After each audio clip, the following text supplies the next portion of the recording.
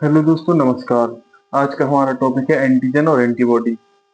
तो एंटीजन और एंटीबॉडी ये टॉपिक हमारा माइक्रोबायोलॉजी का है।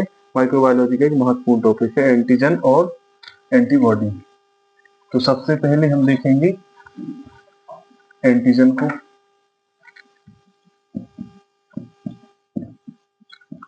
एंटीजन एंटीजन क्या होता है? एंटीजन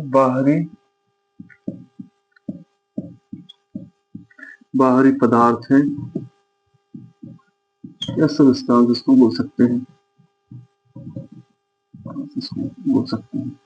ये बाहरी पदार्थ होता है एंटीजन। और एंटीबॉडी इसके खिलाफ जो बनती है। पहले हम एंटीजन के बारे में जानेंगे। एंटीजन जो है ना, बाहरी पदार्थ होता है। क्या क्या हो सकता है, इसका एग्जांपल क्या हो सकता है? जैसे कि बैक्टीरिया है, और क्या, virus. Virus Hindi English mix में है, अपनी लैंग्वेज हिंदी इंग्लिश मिक्स है। बैक्टीरिया, वायरस हो सकता है, परागकण हो सकते हैं, फंगस हो सकता है, प्रोटोजोआ हो सकता है, और भी रहती है। धूल होती है, किसी किसी को धूल से एलर्जी होने लगती है, तो वो भी अपना एंटीजन में आएगा। एंटीजन वह सब्सटेंस होता है जो हमारी इम्यून सिस्टम को एक्टिव कर देता है। किस लिए एक्टिव करता है? ताकि उसके खिलाफ एंटीबॉडी बन सके और उससे लड़ सके, उसको किल कर सके। इसलिए ये प्रोसेस होती है। सबसे पहले हमारे शरीर में एंटीजन एंटर करता है। बॉडी में हमारी एंटीजन आएगा, सबसे पहले एंटर करेगा एंटीजन। ये है एंटीजन, ठीक है। ये हमारी बॉडी में एंटर कर गया। उसके बाद हमारी इम्यून सिस्टम इम्यून सिस्टम जो है ना रिस्पॉन्स करेगा तो क्या होगा? एंटीबॉडी डेवलप होंगी। फिर हमारी एंटीबॉडी डेवलप होती है। तो ये प्रोसीजर होता है। सबसे पहले एंटीजन जो कि वातावरण में उपस्थित रहता है और हमारे शरीर के अंदर आ जाता है, हमारी बॉडी में एंटर होगा। उसके बाद हमारा इम्यून सिस्टम एक्टिव होगा। हमारा इम्यून सिस्टम कब एक्टिव होगा? जब एंटीजन हमारे ब्लड फ्लो में या सेल्स के कांटेक्ट में आएगा, इम्यून सेल्स के कांटेक्ट में आएगा। इम्यून सेल्स कौन कौन से होते हैं, यदि मैं बाद में आपको इम्यून सिस्टम के बारे में बताऊंगा। पहले अभी एंटीजन। तो ये एक्टिव हो जाएगा। एक्टिव होने के बाद एंटीबॉडी डेवलप हो जाएंगे हमारे शरीर में इसके खिलाफ, एंटीजन के खिलाफ। वायरस, बैक्टीरिया, कुछ भी हो सकता है एंटीजन, ठीक है। उसके बाद एंटीबॉडी डेवलप हो जाएंगे। एंटीबॉडी के बारे में जानते हैं। एंटीबॉडी एंटीबॉडी क्या है? एंटीबॉडी एक टाइप का प्रोटीन है जो कि कब बनता है? जब हमारे शरीर में एंटीजन एंटर कर जाता है। कोई बैक्टीरिया, वायरस, प्रोटोजोआ, फंगस, कुछ भी हो सकता है। जब वो एंटर करता है तो उसके खिलाफ जो हमारा प्रतिरक्षा तंत्र एक्शन लेता है, तो एंटीबॉडी डेवलप होते हैं। उसी को एंटीबॉडी बोलते हैं। 5 टाइप के होते हैं। इसका एक शॉर्ट फॉर्मूला भी मैं आपको बता देता हूँ, हमेशा याद रहेगा उम्र भर। गेम 5 टाइप की एंटीबॉडी है। इनका फॉर्मूला जैसे कि IgG एक टाइप की एंटीबॉडी है जो कि जब हमारे शरीर में इंफेक्शन होता है तो ये बनती है। एक हो गई है। दूसरा है IgA। तीसरा है IgM, ठीक है। उसके बाद चौथा IgE। पांचवा IgD।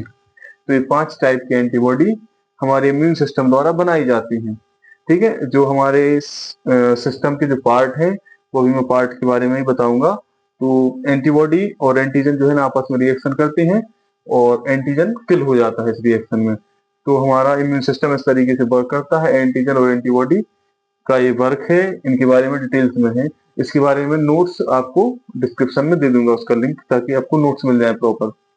तो आप जानते हैं इम्यून सिस्टम, एंटीजन एंटीबॉडी जो है ना, इम्यून सिस्टम का पार्ट है, ठीक है।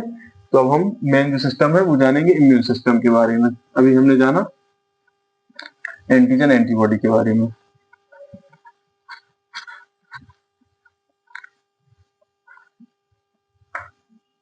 इम्यून सिस्टम,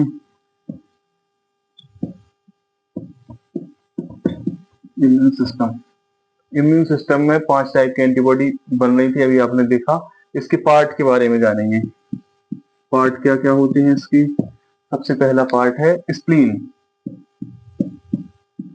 एंटीबॉडी स्प्लीन में डेवलप होती है, मैच्योर होती है। उसके बाद दूसरा पार्ट है lymph node. Lymph node lymph node जो कि यहाँ पाए जाते हैं, जोड़ों के आसपास भी पाए जाते हैं।